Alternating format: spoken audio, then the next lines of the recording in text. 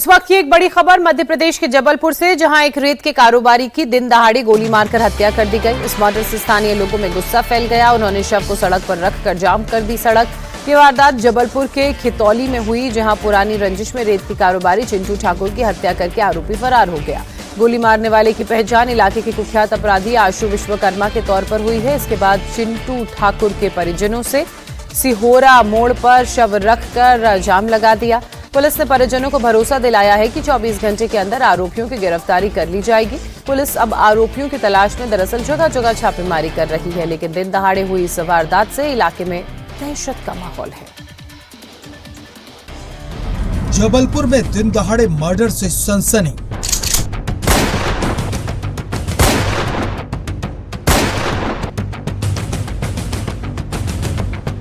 CCTV में कैद कारोबारी का मर्डर।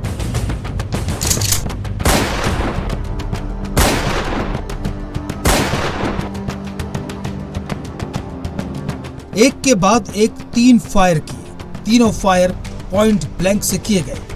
गोली सीधे सिर में लगी।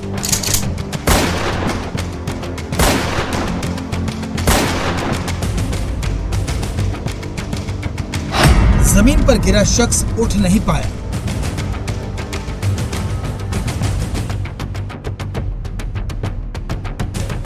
इन तस्वीरों को जिसने भी देखा वो सन्न रह गया। आसपास से गुजरने वाले सकते में आ गए। इन दोनों को न पुलिस का खौफ था न लोगों का।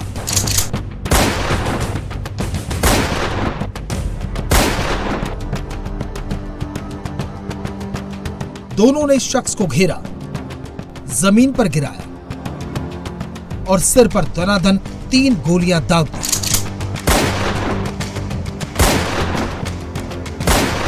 दिन दहाड़े मर्डर की तस्वीर मध्य प्रदेश के जबलपुर की है, जहां रेत कारोबारी धर्मेंद्र सिंह ठाकुर उर्फ चिंटू ठाकुर की हत्या कर दी गई।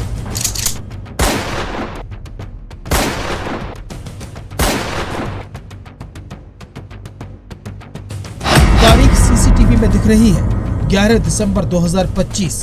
वक्त दोपहर 1:07 का था।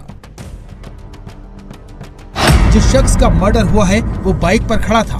पहले उसकी बाइक को गिराया। खतरा भांपकर वो भागने लगा तो दोनों पीछा करने लगे। इतने में एक ने बंदूक तान ली। दूसरे शख्स ने उसे नीचे गिराया और गोलियां सीधे सिर पर मार दी।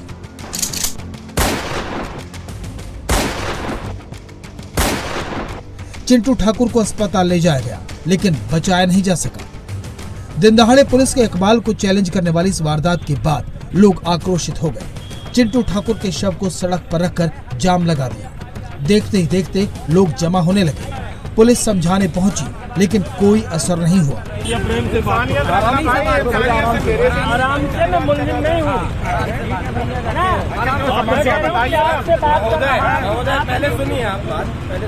जिस शख्स ने गोली मारी उसकी पहचान आशु विश्वकर्मा के तौर पर हुई है। रेत का कारोबार करने वाले चिंटू ठाकुर से उसकी पुरानी दुश्मनी थी। ये बात पुलिस को भी पता थी। परिजनों का आरोप है कि चिंटू ने पुलिस से मदद मांगी, लेकिन उसे कोई मदद नहीं मिली।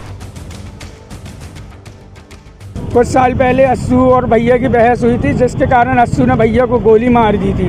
और उसके बाद जब वो जेल से छूटा है तो उसके बाद उसने फिर दोबारा मारने की धमकी दी थी। कब तक क्या है ये अस्सू? कुछ नहीं, उसके आवारगी के अलावा कोई काम नहीं है। चाहे लूटी डकैती यही सब उसका काम है।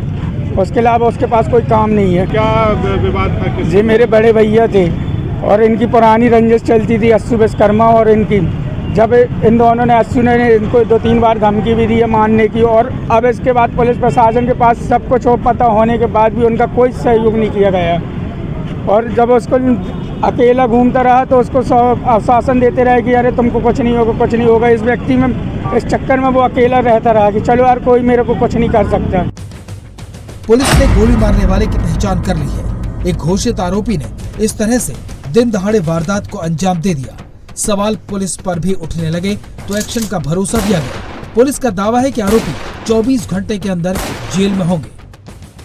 अभी इसके विषय में कोई भी जानकारी नहीं मिली है। पहले आरोपियों की पहचान की जाएगी, तभी जो सही विवाद है वो सामने आएगा। परिजनों के द्वारा बहुत सारी बातें बताई जा रही हैं, लेकिन जो फैक्ट सामने आएंगे उसके हिसाब से कार्रवाई होगी। परिजनों द्वारा ये बताया जा रहा है कि विवाद था, लेकिन अभी तक जो है विवेचना में जो चीजें आएंगी उसको देख के कार्रवाई पुलिस होगी। रिकॉर्ड में अस्सु विश्वकर्मा के खिलाफ में क्या जानकारी? हाँ, पुलिस रिकॉर्ड से ये पता चला है कि उसके खिलाफ में कई मामले दर्ज हैं और वो आपराधिक प्रवृत्ति का व्यक्ति है। जिस शख्स का शव पड़ा है वो पुलिस को हत्या की आशंका जता चुका था, चुनाव लड़ चुका था, पहले हमले में बाल बाल बचा था, लेकिन इसके बावजूद फिर से इस तरह दिन दहाड़े उसे गोली मार दी गई। पूरा जबलपुर हैरान है।